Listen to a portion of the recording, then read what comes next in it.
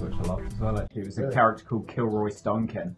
And when you do a quest with him, he just always runs on ahead of you and pulls all the enemies onto himself, going Kilroy Stonkin when he runs into rooms. I was like, man, that's cool. I like. Because I guess you can take it, because it's not like it's IP or anything. They're not taking anything from Blizzard. They're taking a viral video that happened to be in a Blizzard game. But it's absolutely. like, yeah, so... Do Blizzard, like, do they enforce their IP and shit, like, really rigorously? Are they one of those kind of companies? I think not, but also I think so. So What the hell? I think they're not, but if you want to use their stuff, you can use it. But I think they, in terms of enforcement, they are always on top of it. Like, if you want to use it, they will contact you. They will ensure you're aware of what they consider fair use and of what how they expect their IP to be treated within what you're doing, kind of thing. All right, we better kick into things. We better actually do the podcast, yeah. Yeah. All right. Good afternoon, everyone. Welcome back to the Overcast Gamer Show. You're joined by me, as always. My name is Abe Foster. I'm also joined by Reagan Harper. And a less excited about it. I'm not excited, just, not going to pump my name out. Thanks for tuning in, as per usual, everyone. And yeah, we've got some good stuff again this week. We've got what we've been playing. We've got another iteration of 7 Days and Up To, but not exceeding another 7 days. Which I'm excited for that, but I feel like that was definitely one of the highlights of my podcast career so far. So, oh, excellent! I've had a blast being quizmaster as well. But I think we're also looking at bringing some other games into the mix. So I'm also looking forward to maybe being a contestant at some point. Oh, yes. Yeah, so you're well keen on that. But Reagan, what have you been doing, man? You've been buying everything under the sun, have you? It's getting out of hand, and I thought I'd just add this in here just as a sort of a thing for us to chat about, because I'm sure there's plenty of people out there who have been in the same boat, but maybe it's just off the back of me recently buying a PC, and then suddenly being opened up to the whole world of kind of like cheap games that you can just buy online, Steam sales, all that kind of thing. Yeah. And also the fact that like I use a credit card for it, but I've just been buying so many games. Like I'm building myself into a corner where like I bought games that I will play for like 10 minutes and go, no. It's like the episode of The Simpsons where Bart and Milhouse get locked in that mall overnight. Oh yeah.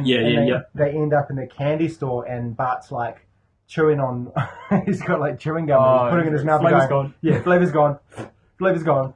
It's like that, but with games. Oh man. Like for example, I bought Civilization 5 the other day for like $4 or something off Steam.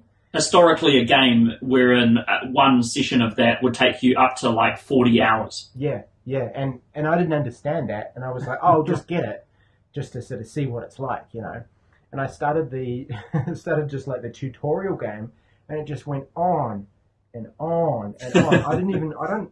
You get through to like the space age or whatever from, I don't know, prehistorical times, and I'd played maybe like 4 or 5 hours of this game, and I wasn't even to like the second age. And this is coming off the bat of like I had in my mind for some reason that it was going to be like Age of Empires or something. Yeah, it's like a quick match, takes maybe like half an hour or something, and you've got a victor. And man. But anyway, the point is too many games. So what are these other? Where have you been purchasing these games, Reagan? Steam. Steam mostly. Have you? Now you mentioned Steam keys. I'm worried that you've been visiting some possibly illegitimate websites. No. I've had a couple Steam keys, but they were for like Doom that I bought as a physical copy, which I think I talked about this last time, where I ended up actually having to download 50 gigabytes twice. But to be fair, I had to download it again because of a fuck up on my own part. Right. But no. So I just say Steam keys to make it clear. But mostly Steam, couple off GOG. Oh, nice. Which is good. But it's just too accessible. Oh, and then like it's starting to cross over into my PlayStation gaming as well because.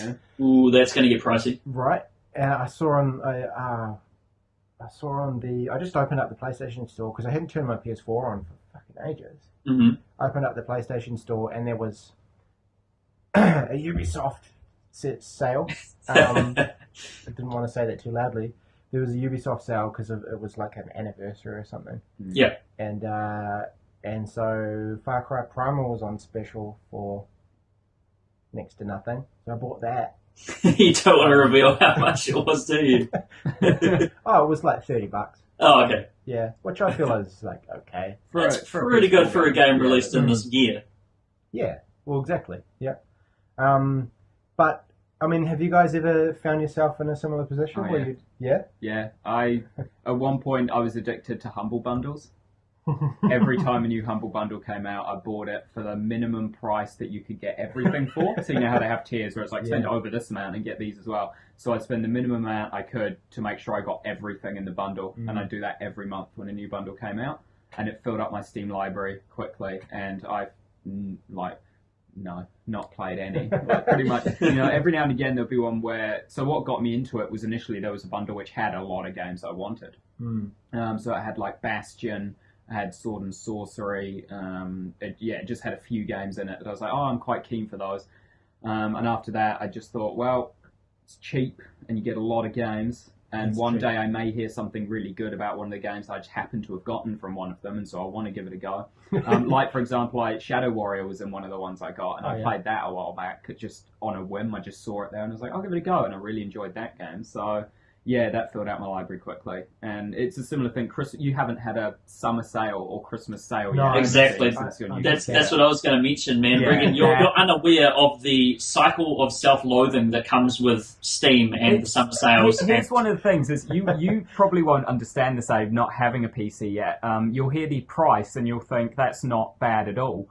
But it's bad just considering the volume you get is I would probably spend about $100 in the summer sale and in the Christmas sale, and you hear that and think that's standard New Zealand retail price for one game, but it's just the sheer quantity of games I'm getting and the quality of the games I'm getting being so low. Like I would get like 60 games in that sale, and I'd maybe only spend $100, but I get so many games that I'd never touch, and I'd be like, I shouldn't have spent $100. The games I actually wanted were like $8 all up for the 5 of them kind of thing. The rest were just, I can't pass this up. It's 40 cents. Yeah. How can I not get a game for? I got a game last year for 40 cents, and it was so good, but so bad. It was a open world Minecraft-esque game with dinosaurs.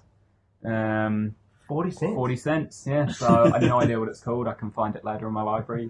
I've actually been partaking in this for a couple of years. I may not have a PC, but I've been stocking up future investments. So every summer sale or Christmas sale or what have you, I'll go in and I'll probably spend about $50 on games or something and just add them to my library. So I'm like, oh yeah, Fallout pack. I can play Fallout when I have a computer that can actually run Super Meat Boy without frame rate issues.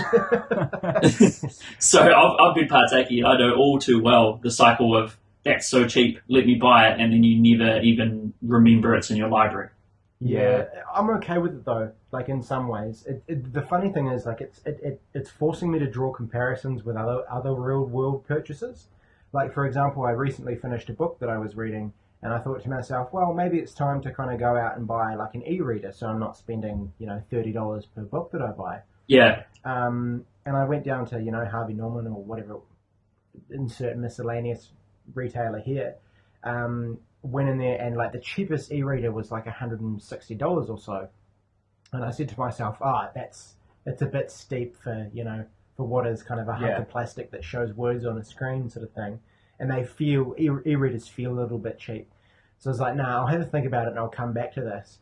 But then I walked out of the store and I walked past the JB Hi-Fi game area. And I thought to myself, man, like, I would gladly go in there and spend $110 on a new game that's just come out that I'm really pumped for. Yeah. But it totally skews your perception of like how much money... I consider e-readers a weird commodity in this day anyway, since everyone has a smartphone and every smartphone has a book app. Reading a whole fucking book off your smartphone, like I've read books. Oh, actually no, that's a lie. On my iPad, I read them on my iPad. Yeah, so e-readers have that technology, that e-ink, right, which doesn't hurt your eyes when you look at it. Well, that's the thing. Like I've had like my girlfriend, she reads all her books on a tablet. And and you can honestly get a tablet for the same price as an Yeah. e-reader kind of thing. And do but a I'm lot sort of- more than just read books. on Yeah, it. yeah. Well, and so there's an argument there, but it's kind of like, yeah, will I really use a tablet?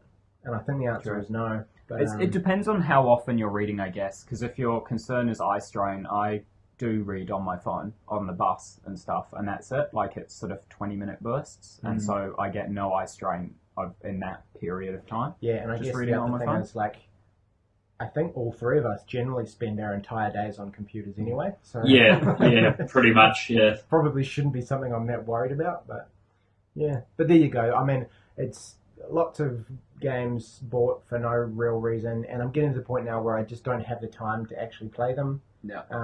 So that's sort of kicking off a kind of an emotional sort of conflict within me. But Welcome to the world of PC gaming, Reagan. yeah, thank you. It's great to be here. I'll be your guide, the guy who doesn't have a PC.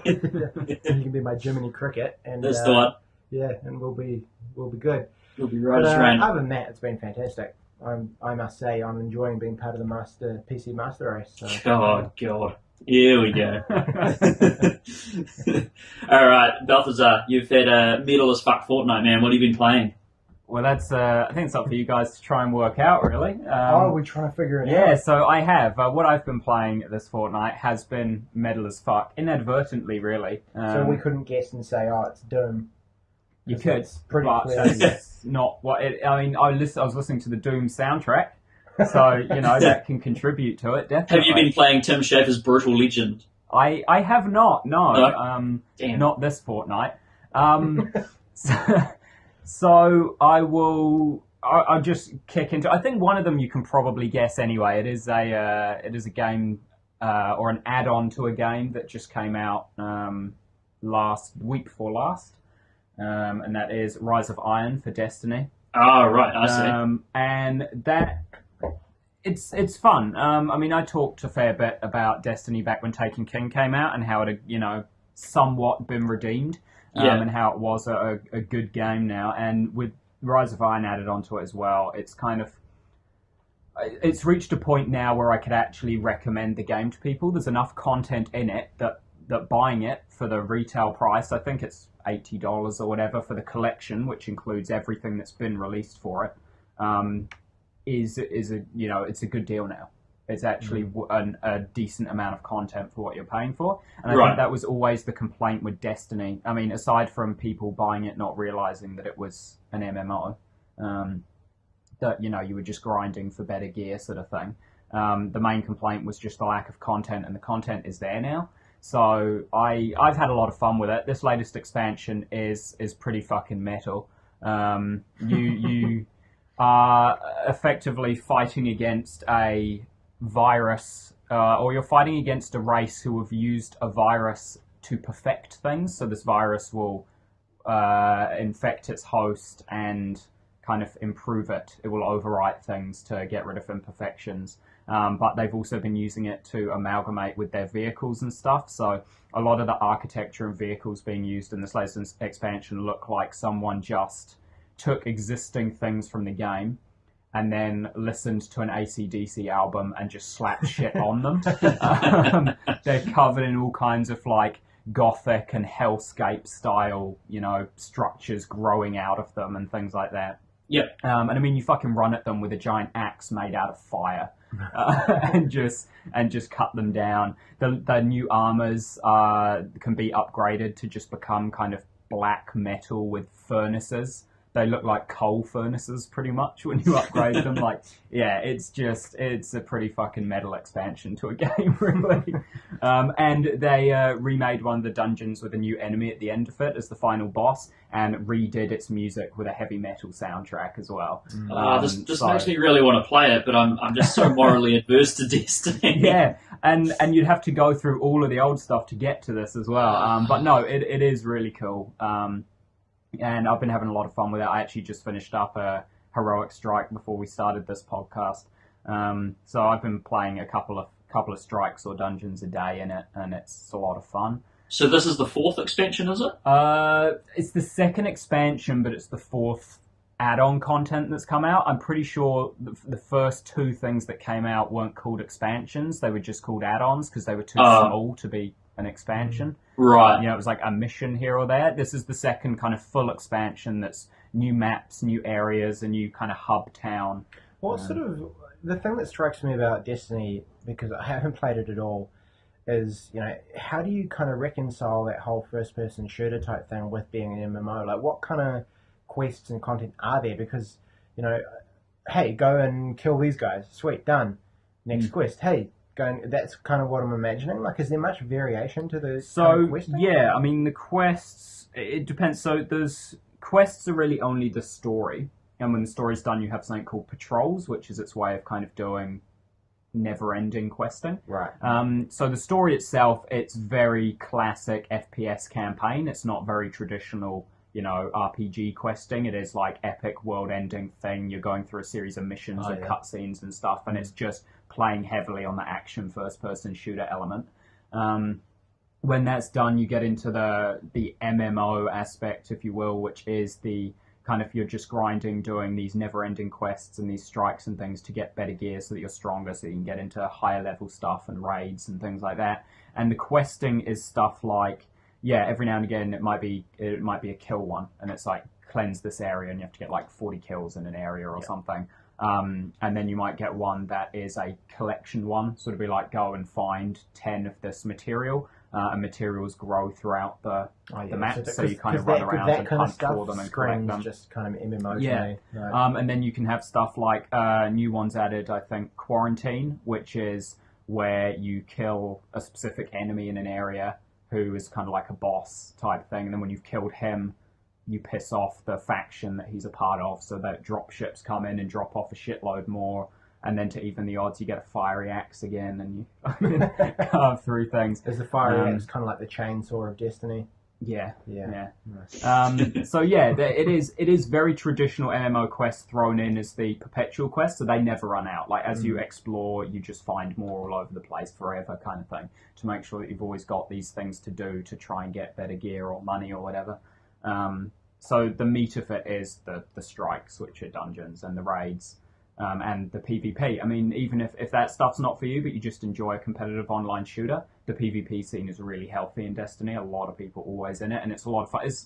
It's a PlayStation accessible Halo, really, the multiplayer. Right. It feels, I mean, being Bungie, it feels very Halo.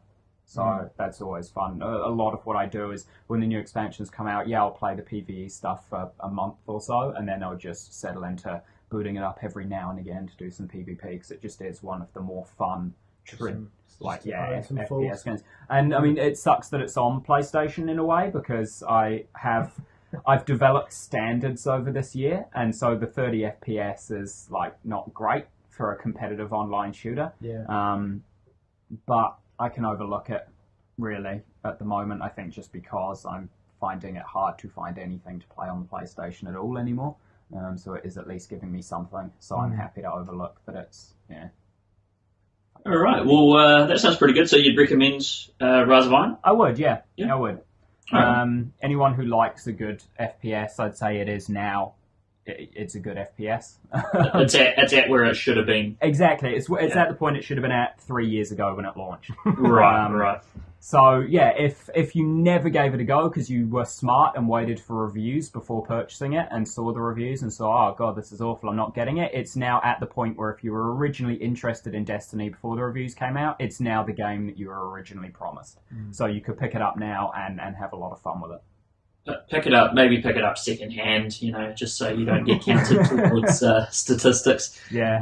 That sounds very good. I've been I had a slightly less inspired trip to Deutschland over this last fortnight. Any of you guys want to take a gander at what that might be?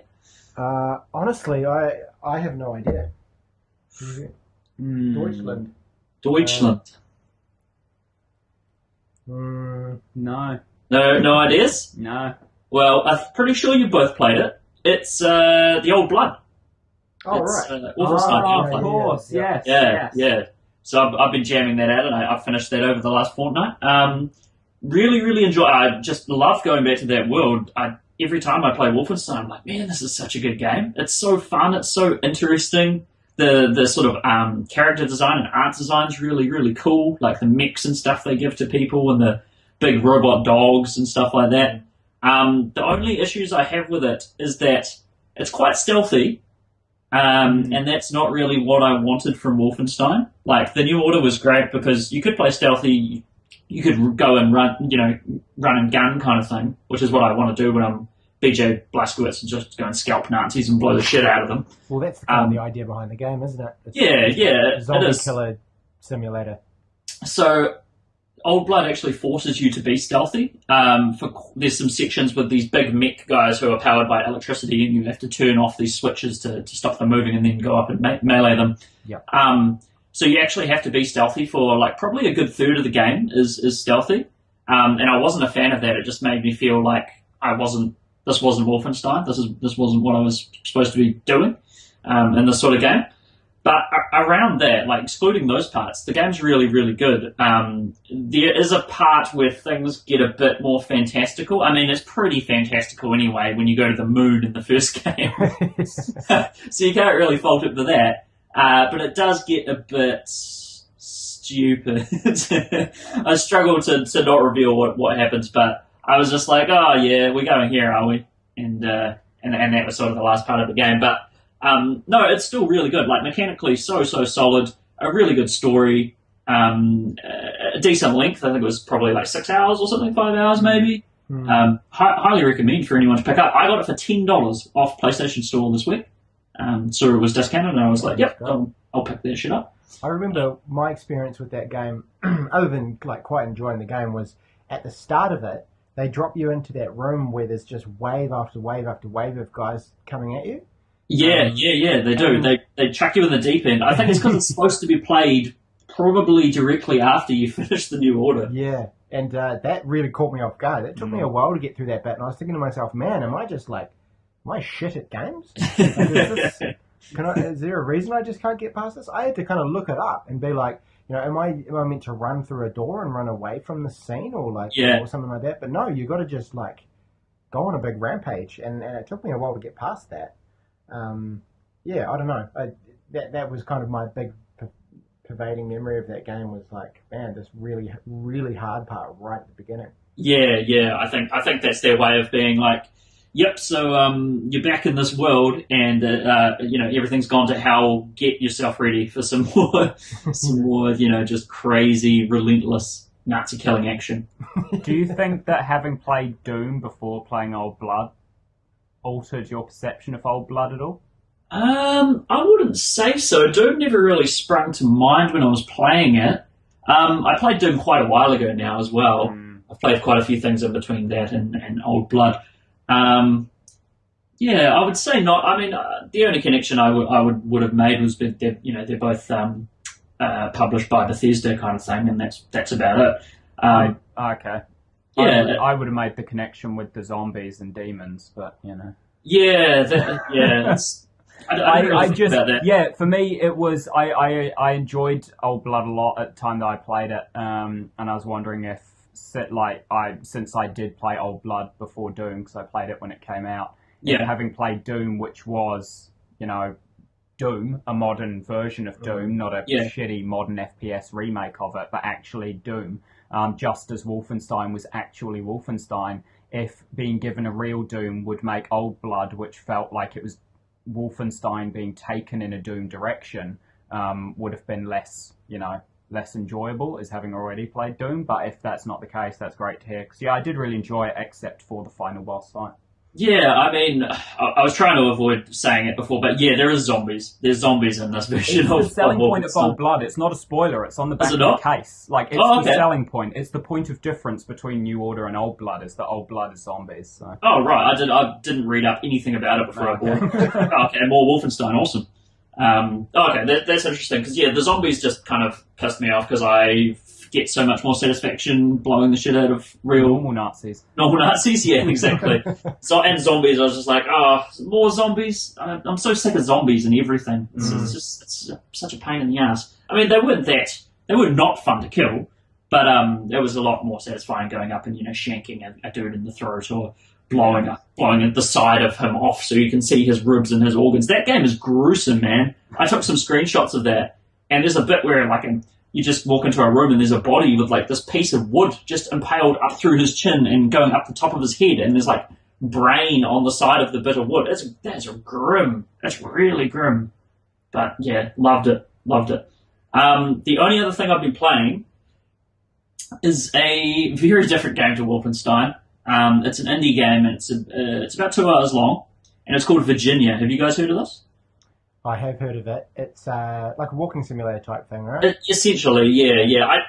I'm not sure if I like that term because it rings like a pejorative, and I quite like walking simulators. it is a bit backhanded, isn't it? Yeah, like adult fiction. I don't know, so anything else but walking simulator. Because there's a lot more there than just walking. Like I feel like if we work the word kind of experience in there, that might kind of redeem it a little bit. Experience and content. Well, yeah. Put them all in there. But yeah, it's kind of like a crime drama type thing, isn't it? It is, yeah. It's very reminiscent of 90s kind of crime drama, soap opera things, kind of like the X-Files or Twin Peaks, if you guys ever dabbled in either of those. So it's kind of supernaturally, very somber mood kind of thing, very minimal, just an odd sort of feel to it. Like you never really know what's quite going on. It's quite dreamy. It's sort of it's got a surreality to it. Mm-hmm. The thing about Virginia that's really, really interesting that I've never seen in a game before, and it's probably been done, it's just I've never encountered something like this, is that it's so cinematic that it plays like a movie wherein there's actual cuts whilst you're playing the game. So you'll be walking along a corridor and you'll reach a certain point, and obviously there's an invisible line where you cross, and it'll just suddenly cut, and you'll be in a car talking to. Actually, there's no talking in the entire game. You'll be in the car with someone looking at a case file or something like that. So there's actually edits in the game, which is pretty interesting and makes it like that's what sort of stands out. From this, separates this game from others for me, is that sort of editing style. And yeah, it's mostly a narrative experience, but there are, you walk around and collect some things and try and figure out who's who and what the hell's going on and why there's a buffalo in your room. So there's elements of sort of quite surrealism sort of stuff in there as well. Yeah, there definitely is. And there's also another thing that I haven't actually looked up. It has a weird, like at first I thought it was a frame rate issue. I was like, oh, all right, here we go, another Unity game with frame rate issues. What's new? And it's strange because it's kind of like a dragging. You turn with the right stick and look around using your what would be your head, and it's kind of like a motion blur. So I don't think it's a frame rate issue. I think it's just an effect that they've gone for to give it that sort of dreamy feeling. But it doesn't make for the greatest game playing experience where there's sort of like, it feels like there's a weird bit of input lag or something.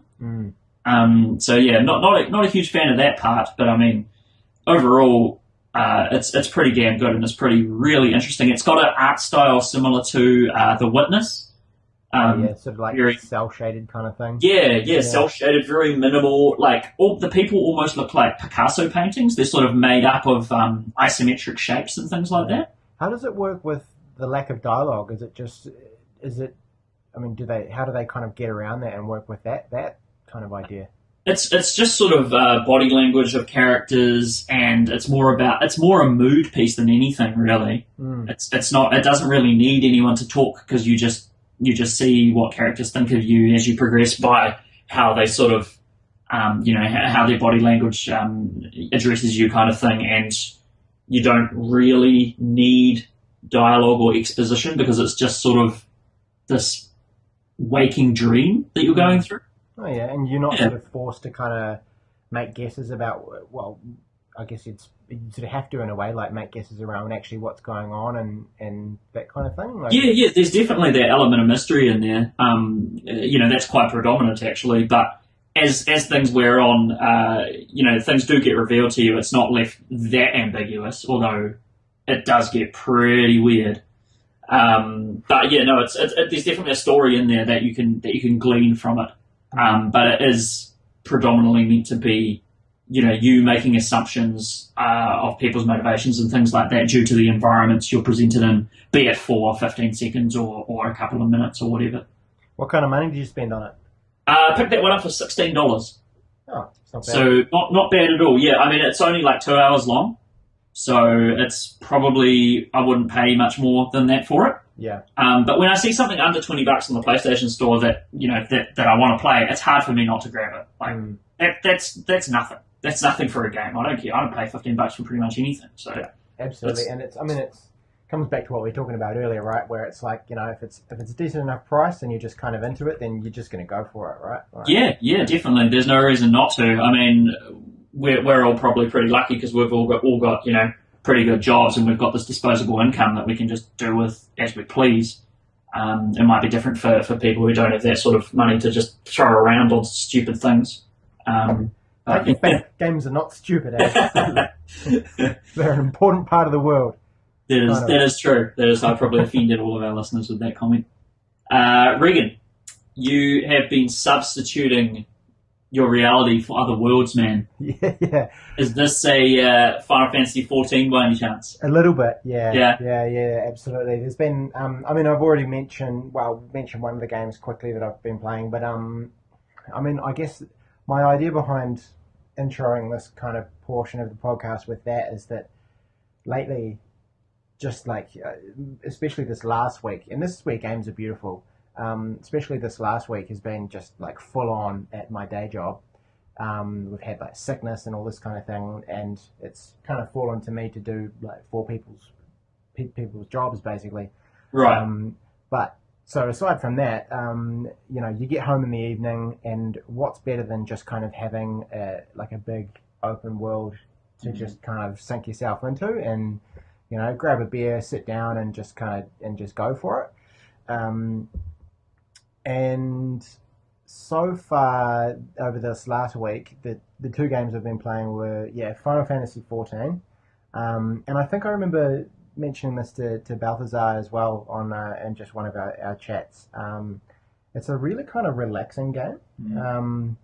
It's not too frantic, it's not the kind of thing, you're not relying on Twitch reflexes or anything like that, so you're not kind of on the edge of your seat with something like Doom. Something with Doom is quite stressful. Right. Doom's incredibly stressful. Yeah. You get through one of those kind of areas and your heart's going a million miles an hour. Yeah. But so yeah, I've just been kind of sinking myself into things like Final Fantasy and Far Cry Primal as well, which I got for about $30 and was kind of like, oh, it is going to be what it is, it's just another Far Cry, but just with a different sort of scene. Yeah. And I decided the thing I did with that game was I thought to myself, maybe it could be quite cool if I sort of just crank the difficulty as high as I can, because if it's if it's setting the stage as you being kind of out in the wilderness and fighting for survival, that kind of thing, you don't want it to be too easy. No. You don't want it to be just a walk in the park where you feel really powerful right from the get-go. So I set the difficulty really highly, which proved, I think to be a good call. And things like, you'll just be running through the forest and a fucking badger will jump out at you and just take a swipe at your leg and you're dead, But which is hilarious. But after a while you sort of stop and go, actually, I'm going to have to treat this kind of like if it was me, because if I was stuck in the wilderness, I'd be shit. Right. So I've just got to make the assumption that I'm out and I'm fighting for my survival, and you just kind of stop and you slow down and you're just checking all of your angles as you're walking through the bush, and it becomes a lot more enjoyable because you do actually feel like you're sort of, I guess, having to kind of survive. Right. That's interesting. So you've essentially repurposed this game into a survival game. Sort of, but then in saying that, there's a survival mode as well, which is kind of like a hardcore mode. Right. Where I think the difficulty is set at its highest.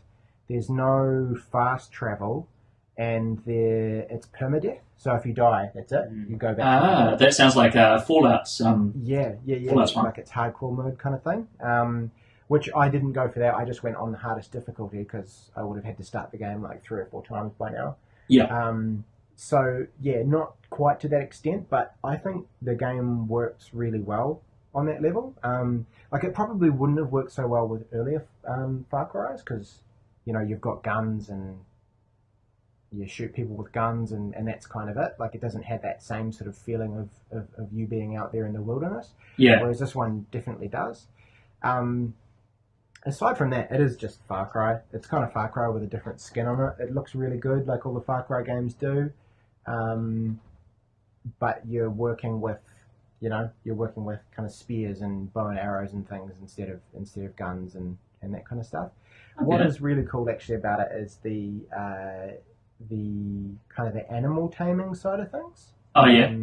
So you've got a skill tree like you always do, and you can do crafting and that kind of thing. But one of the witch doctors that you come across in your travels teaches you to tame animals, and so you start by getting an owl that you can kind of like, I guess, possess. You sort of possess the owl, and then you can use it to sort of scope out the landscape in front of you, which is quite cool. And so you can tag enemies and things with it, can you? Yeah, exactly. And you can also tame like wolves and bears, and I think even you can get to the point. I think this was one of the big things that people talked about when it first came out. You can get to the point that you can actually like ride mammoths and stuff. Like you can That's pretty cool. Ride them into battle, which just sounds ridiculous. But yeah, that taming side of things is cool. And one of the awesome things about it was that when I first started the game, like I say, a badger would jump out of a bush and kill me in one swipe. But after I managed to tame a wolf, he would keep the animals away from me. So like they would run up, and then my wolf would kind of dive in front of them and bark at them, and they'd scamper off into the bushes. Like so kind of just some kind of cool mechanics like that give it enough, I think, of a difference with the other Far Cry's that it has its own kind of feel. Right. And how long has it been since you played Far Cry 4? Oh, a year? Yeah, at least about a year. Yeah. So that's probably a good amount of time to jump back into it and not feel like it's rehashing the same crap. Yeah, I'd say so. I mean, at the end of the day, it's still a Ubisoft game where there's a big map and you are going from point A to point B, and you're doing like if it was Assassin's Creed, you'd be taking out a base and climbing up a tower. Yeah. But in Far Cry, you take out a base and you light a big bonfire, Right. So it's still, the core mechanics are all still there, and if it's not something that appeals to you, it still won't appeal to you with this. But for some reason it does, to me. I kind of like that. I kind of like, here are all the things that you need to do, and if you stick at it long enough, you can tick off everything on the list. Like, sometimes that's good. And I think somehow Far Cry makes it good. But yeah, it's Reagan coming around on Ubisoft. Hang on. Maybe. We'll see. There's some interesting Ubisoft stuff that we can talk about a bit later on as well, which sounds relatively exciting. So we'll get to that. But anything else you want to talk about there, man? Not really. I'd say just those two, and it's been nice to be able to come home and just kind of get into some stuff that's a little bit random, a little bit different. Good bit of escapism. Yeah, exactly. Very nice. All right, well, we'll move on to the now infamous segment 7 days and up to, but not exceeding another 7 days. Yes, let's do it.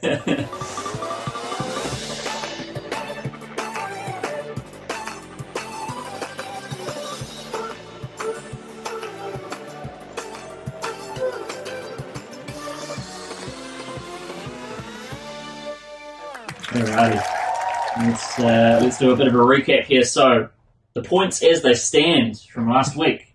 Reagan, you're on a total of 9 points. 9. Balthazar, you're leading the pack quite considerably on 17 from the insane guess of 6.3, your recourse score. Absolutely brilliant. So let me get you guys to test out your buzzers there, make sure that's all working. Wow, that was a bit of a strange double up. Yeah, sorry about that. Good stuff. All right, sounds like does that one go? No, it can go much, much louder. I just don't know. So we don't want to deafen everyone. Two more. Nice. So I think we're good to go on this side, Ed. Good to go? Mm. All right, get ready here. So, question 1. Last week, a new trailer was released for EA's upcoming World War I shooter Battlefield 1. Can you tell me what will separate this campaign from others in terms of structure and storytelling? Balthazar. Rather than being a campaign following one kind of soldier through the story, it's going to be broken up into the stories of multiple different people in multiple sides of the war. Nice one. Yes, that is absolutely correct. With that one, you get 1 point. I should have said that before. It's worth 1 point. So Battlefield 1 is going to be broken up into a series of mini-narratives following a bunch of different people involved in the war, such as a British tank man and a rebel closely associated with Lawrence of Arabia. So actually sounding pretty interesting, and I think that would be a really good way to go. I think the campaign looks relatively promising at this point. As opposed to previous Battlefields where I finished the campaign and literally felt nothing. So I think it's because I guess when you're spreading, you're spreading yourself like across multiple things. There's always going to be something a little bit different for each of the characters for people to kind of relate to, I suppose. And I think so. And if they take a Valiant Hearts route on that thing, where that's a very similar thing as well, their narratives kind of intertwined, and I'm sure the Battlefield ones probably will as well. Where you're in the shoes of a whole bunch of different people in a whole bunch of different positions in the war. It was really, really good. Gave you a whole bunch of different viewpoints, and it was decent. So be keeping an eye on Battlefield. All right, question 2. Now this one is worth 1 point as well.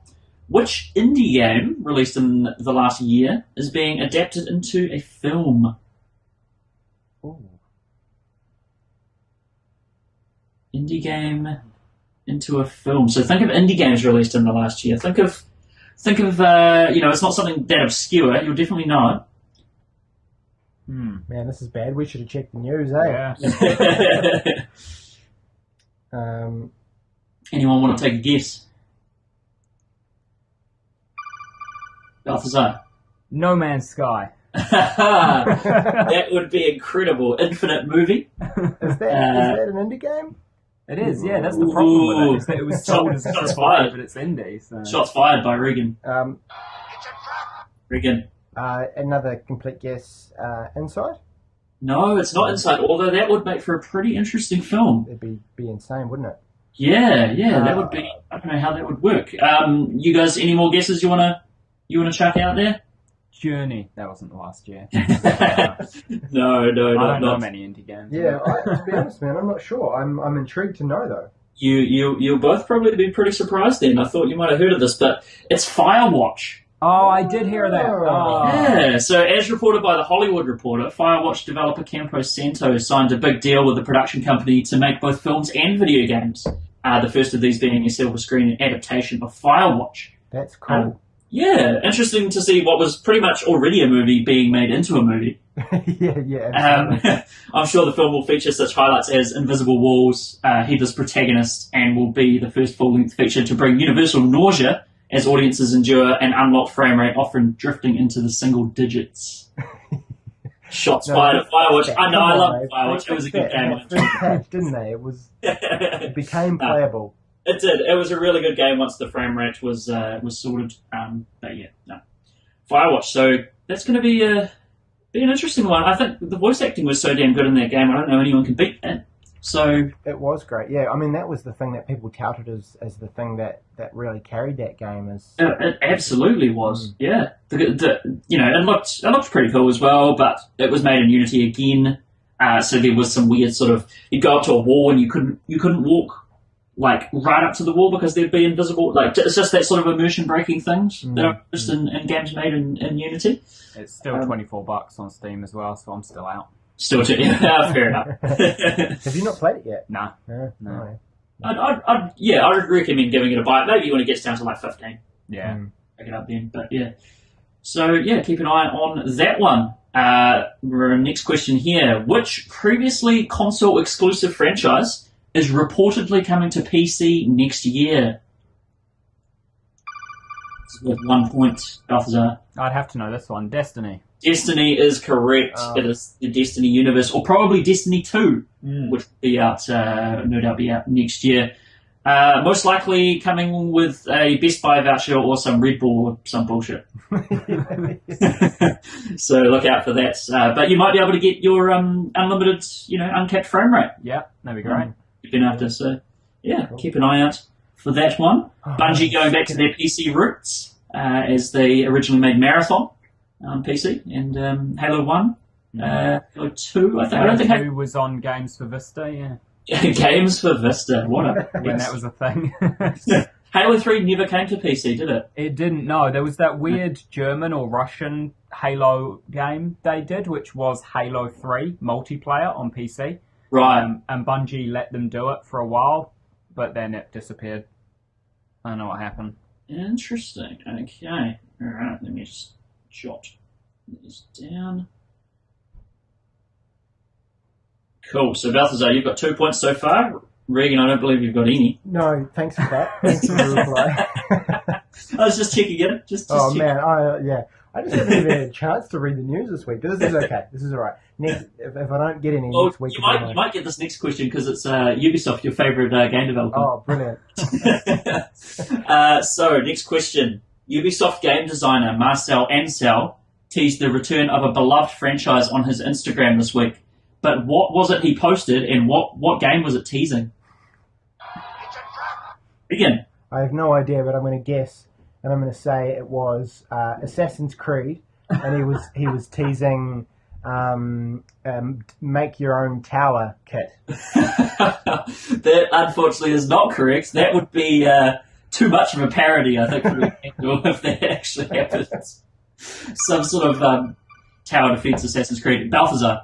Mine's a guess, and I apologise profusely if the developers of this game are not Ubisoft.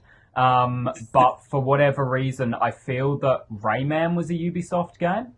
And now, you are correct. Rayman is a Ubisoft game. It was published by Ubisoft. But and what was the rest you were going to say there? I don't know. That I have no idea what the tweet would have been, but that's something about Rayman coming back.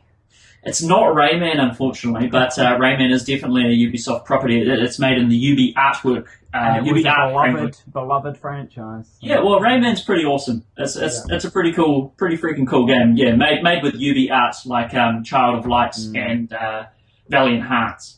Quite an interesting engine that's in the Ubi art thing. So, unfortunately, it's not. The Ubisoft game that was teased in the last week was Beyond Good and Evil 2. So that the Marcel Ansel, who was the game designer for Beyond Good and Evil, the original, posted a piece of what looks to be concept artwork on his Instagram for Beyond Good and Evil 2.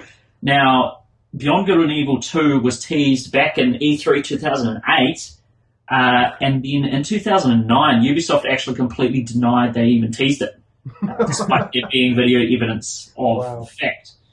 So it looks like they're going back on that again, and because they retweeted this bloke, so it sounds like Beyond Good and Evil was actually in the works.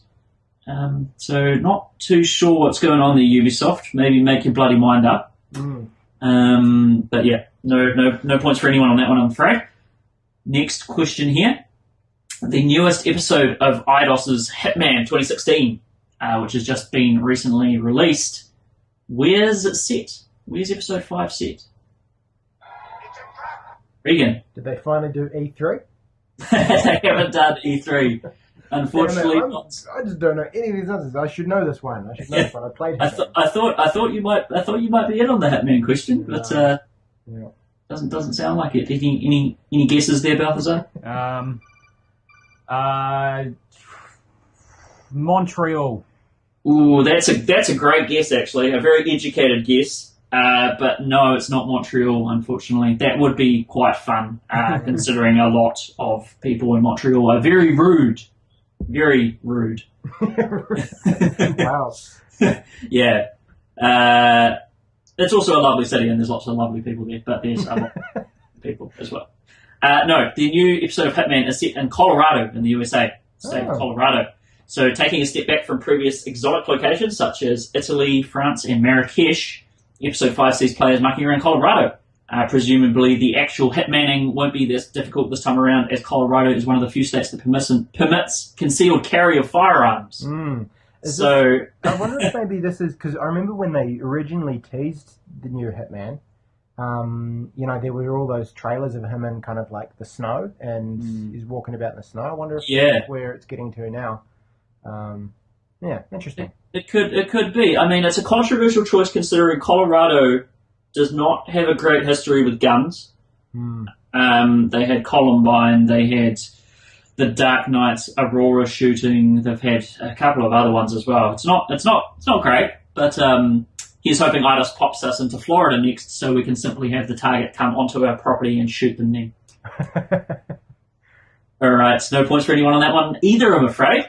Yeah. Next question. Sony, still suffering residual 4K burns, has recently announced that the division Forward Works is back in action after a rough start around Vita launch time. What the hell do these guys do? Officer. Vita stuff. Not. I can't quite give you that, I'm afraid. Technically, yes, but that's pretty broad. Reagan. Maybe they announced like something that shouldn't have been announced, or something along those lines. 4K Vitas. Who knows? No, I'm afraid not. This was actually an official announcement from Sony. So ForwardWorks is a division handling mobile and smartphone gaming. The first iteration of this was PlayStation Mobile, and it failed miserably back when the Ouya left a bad taste in everyone's mouth and no one really wanted to play, really decent IPs on, a shitty version of decent IPs, essentially. But I'm sure we can all look forward to such exclusives as Little Big Samsung Galaxy and the last firmware. Alrighty, no points for anyone on that. Oh, you guys need to start brushing up on your news, I think. Oh, big time. It's been a tough couple of weeks. Yeah. It's been hard, alright? It's playing all those games, Reagan. It's a hard life, man. Yeah, I mean, what are you going to do? You've really got to, prioritise your time, and sometimes, it's just tough. Well, after that sob story, we'll move on to the next question.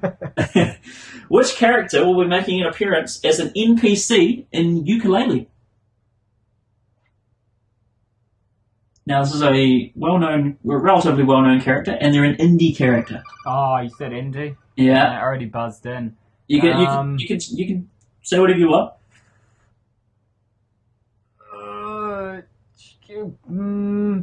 I don't know, indie characters. What's the indie game? Quick. Super Meat Boy.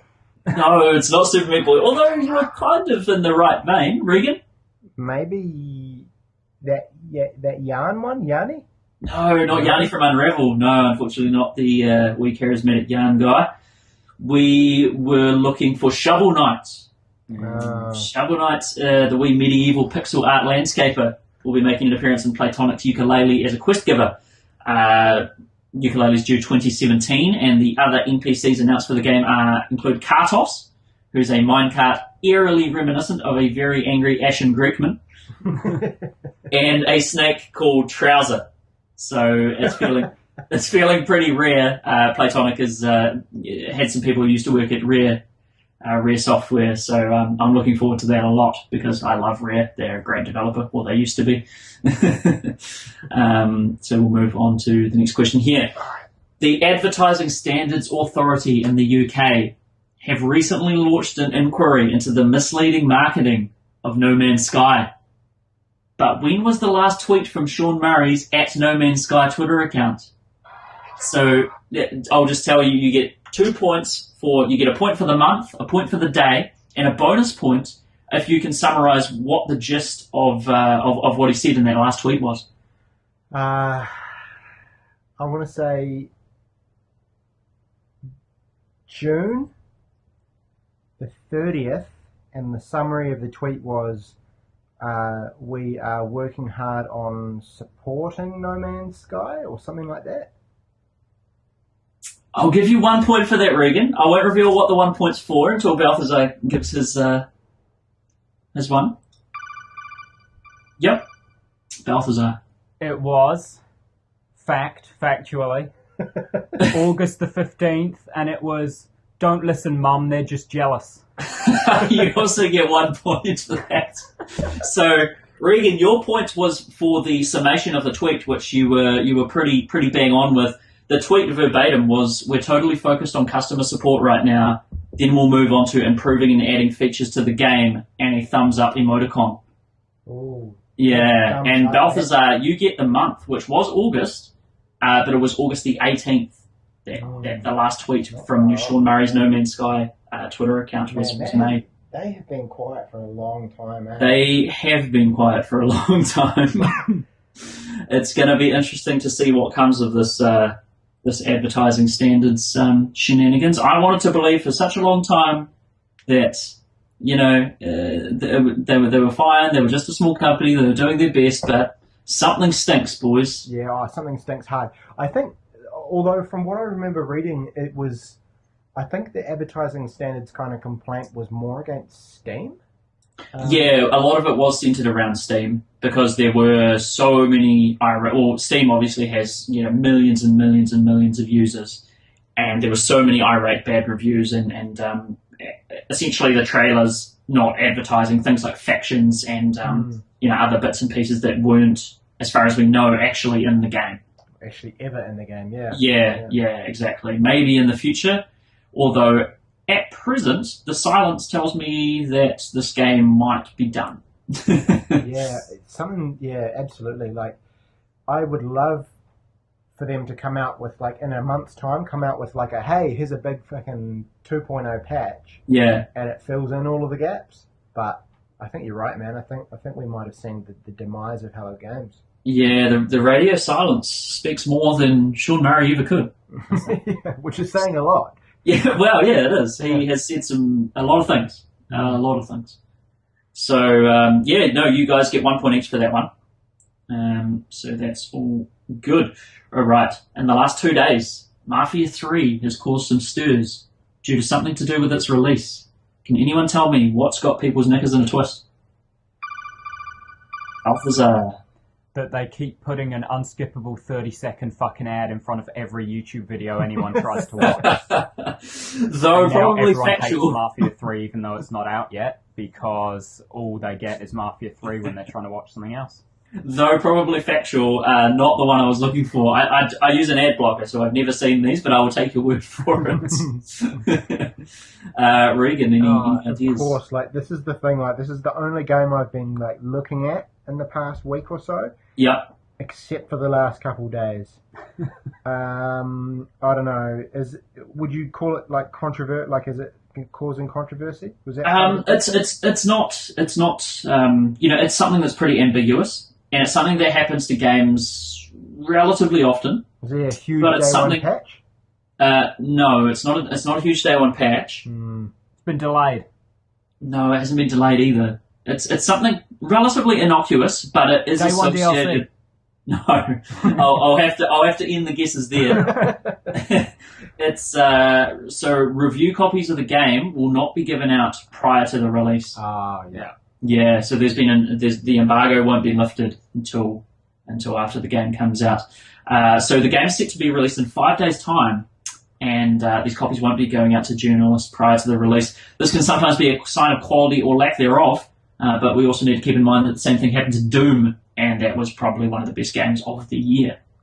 So time will tell on that one, I think, on old Mafia 3. I think, Reagan, you're definitely the most excited of us for it. Yeah, I even saw it when Balthazar opened up Steam just before, and it was on the front page of Steam. I guess I'm assuming as a pre-order. Yeah, I'm pumped for it. I'm sort of still trying to toss up whether I want to get it on Steam or on PS4, just so that I can kind of get a gauge of how it plays on PS4. Right. But yeah, no, I'm totally getting it, absolutely, 100%. Good stuff. So you'll be picking that one up on release day, will you? Yeah, for sure. Nice. And look forward to a review not there long after. Very nice, very nice. I'm looking forward to pull some all-nighters to make it happen. Because I'm all about the people and giving them what they want. So definitely, man, dedication to the cause. That's what we're after. I'm looking back to New Orleans. I've been there in real life and had an absolute blast. Bourbon Street is the debauchery central. That's where, you know, all sorts of shenanigans happen, which I won't go into details on what those are. But that leads me to the final question, guys. Final question of this this episode of 7 days and up to but not exceeding another 7 days. PlayStation Plus games for October have been released, or are at least have been announced. Maybe not in New Zealand, been released because we always get them way later than everyone else, which sucks ass. But can you guys tell me the PlayStation Plus games? I'm looking for 6 games, and there's a point for every game. Balthazar. I only know one, Transformers Devastation. That's correct. Platinum Games Transformers Devastation is one of those for PS4, which I'm pretty stoked about. I remember you saying it was really good. Or, yeah, you know, I really enjoyed it. Yeah. So yeah, I'm looking forward to picking that one up. This is frustrating because this is another thing where I looked the other day. I was like, I wonder what the PlayStation Plus games are going to be. And it was like 2 or 3 days before they were announced. And I was like, fuck it, I'll check that later on. And I checked it before now. Should have checked. Should have checked. I have no idea. You want to take a mad stab? I'll tell you guys one of the because there's usually two for each Vita, 2 PS3, 2 PS4. Well, the other PS4 one that's not Transformers is a horror title. Until Dawn? No, that would be amazing. Yeah. But no. I got nothing. No? Horror title. Horror title. It's going to be too easy if I say anything more. Revamped horror title? Nah. No? Okay, so that one was Resident Evil HD, or the Resident Evil remake, essentially, for PS4. Cool. So those are the only 2 I saw, because you linked that video to us, and I never watched the video, I just looked at the thumbnail, which had Resident Evil and Transformers on it. And I was like, that looks pretty good. Those are the only 2 I would have mentioned, because I can't play PS3 or Vita games. But I'll tell you the rest of them. Yep. So we've got Resident Evil remake, PS4, Transformers Devastation for PS4. PS3, we've got Max Riders, which I have absolutely no idea what that is. From Dust, which I remember being some sort of building thing. From Dust. It was some sort of environment, sort of geoforming type top-down game or something like that. Maybe with aspects of Age of Empires Civilization type stuff in there. We also have for Vita. Now, I don't understand what this title is. I'm assuming it's Japanese because it's got a whole bunch of subtitles and things. So it's called Code, and then : Realize, squiggly line, Guardian of Rebirth, squiggly line. I'm not too sure if the squiggly lines are stylized as part of the title or what's going on there. But yeah, that one, I'm not sure anyone's heard of that. And the final one for Vita is called Actual Sunlight, which presumably is just some sort of photosynthesis simulator, or maybe it's just like a Torch app kind of thing. That'd be amazing. Yeah. A Torch application for the PlayStation Vita. I've googled Code Realize and still can't work out what it is. It's just a whole load of pictures. I think it might be a visual novel, maybe. Okay. Is it manga? Oh no, that's Vita. That class. I thought it was a PS1 game. Yeah, no idea. There's a dude called Lupin in it. I only use my fists to speak with people at your level. Oh, well, it could be. Yeah, I have no idea what the hell that thing is, but it's probably rubbish. Anyway, that brings us to the end of the quiz, and the total points for that one, Reagan, you got 2, Balthazar, you got 4. Did I get 2 points? You got 2 points, man. Thanks. Yep. That's generous. You're on 11, and 21 for Balthazar are the grand totals at the moment. So just about doubling Reagan's. Look he has on his face right now. But that's us. That's 7 days and up to, but not exceeding another 7 days for another 2 weeks, and we may be back next time, or we might have something new up our sleeves. So keep tuned for that. Now, let's move on to the final part of the podcast. We've been going back through everyone's top 10 video games of all time. So far, we've had Balthazar talk Warcraft 3, it was? Yep. And have we had any others, or has that been the only one so far? It's been it? Yeah. Reagan, do you want to kick into your first of your top 10, man? Absolutely, and this one is, I mean, if you know me and you know my gaming, this one is going to be really obvious, but probably up there if not the top, is Red Dead Redemption. And it's one that a lot of people really love, and for obvious reasons. But I've got to mention it. I'm not sure whether either of you guys were going to have it on your list. It probably wouldn't be on my list, though I do appreciate it a lot. It's a fantastic game. It's the kind of thing where I don't know. The thing about Red Dead Redemption to me is it has all of the really good, like the solid mechanics of a Rockstar game, but it has really good, like the main protagonist, John Marston, is a really, really solid character for the kind of the genre that they were going for, that whole, spaghetti western kind of thing. Yeah. It's kind of, for me, the best part about that game is that balance between the open landscapes and, I guess, that feel of being alone and it being quite a sparse sort of open kind of world, and setting that tone with the sort of the grittiness of people just kind of surviving, and the whole kind of West grinding to a halt and sort of changing into a new world. Yeah. I think for me, it's not necessarily yet about, the gameplay or hunting animals to craft new gear or outfits or anything like that. Not necessarily so much the mechanics, but it's that vibe and that feeling that they created with Red Dead Redemption. Right. When you ride out onto a moonlit, plain, and there's cacti and coyotes howling in the distance and stuff. It's one of the most lonesome games in the best way possible. Yeah, absolutely. I think it's that kind of level of detail that they really kind of sunk into it. And then they obviously brought out a bit of DLC down the track as well. The Undead Nightmare. Yeah. Yeah, fantastic add-on there. Yeah, absolutely. And that kind of just it sort of took those same themes, and I think the beauty of that DLC as well was that, like, they knew that they had nailed the kind of the brief on the first game, and they sort of, I assume they said to themselves, we can't really try and just add on more story, because we can't just have more of the same. What's something that's totally different that we can do that will play off the strengths of this little world that we've built? Right. And I think when you consider that, the game is really, it has that kind of feel and that mood to it. And then when you throw zombies into the mix, because you're feeling so isolated, and you have that feeling of just being out on John's farm, and then these fucking zombies come out of nowhere, and you've got to figure it out. I think that works really well. And then you've just got just solid mechanics, like the horse riding and things like that feels really good. The Deadeye is really fun. They basically nailed it, and I think for me it's up there with my, definitely in the top half of my top 10 list. Would it be your favourite Rockstar game?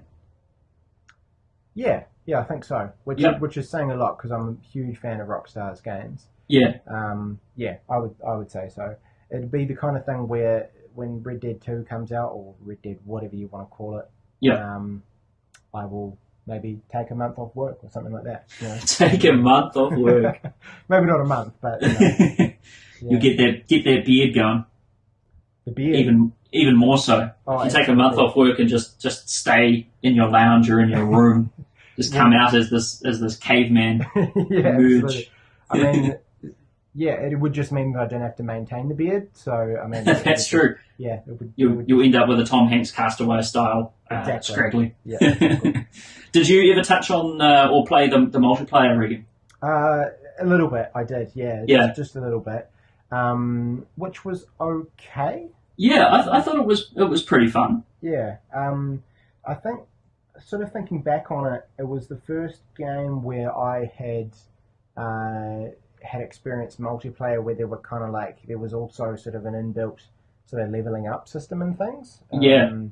And I enjoyed that side of things. It was the first time I'd seen that, and I thought that was quite cool. But yeah, the multiplayer I didn't get into too much. So you had a bit of a thrash on it, eh? A wee bit, yeah. I mean, the multiplayer was essentially the alpha of GTA Online, wherein it had the entire world, and you had a party of, I think back on those consoles was only about 12 people, so it was pretty tricky to run into someone. Yeah, But you all were just put in that same server and able to run around in that same world. And it was pretty damn awesome. One of the things that I really love about Rockstar's games, especially Max Payne, especially Red Dead, is the power of the bullets. The power they give to bullets in those games is pretty incredible. Like, you play a game like COD or Battlefield where you're just spraying the shit out of an MP4 or something, bullets flying everywhere.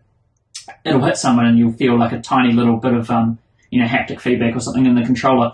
In Red Dead, you fire one bullet maybe, it'll hit a dude in the chest, he'll go down and scream and like crawl around on the ground.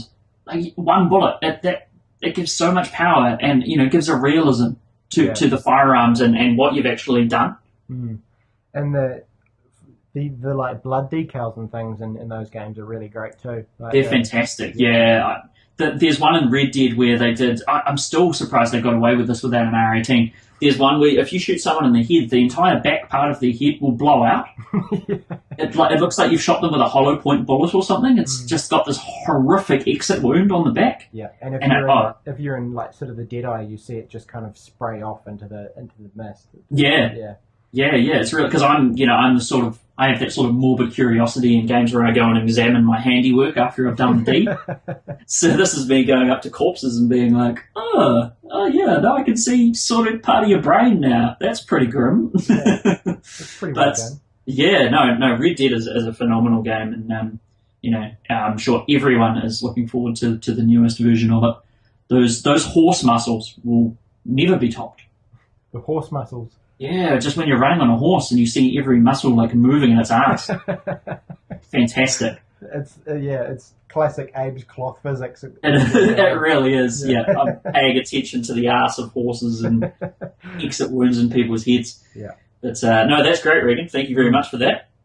We'll do another top 10 next week. That'll be me. So I'll be jumping into my first of my top 10. And until then, I think that's just about us for this fortnight.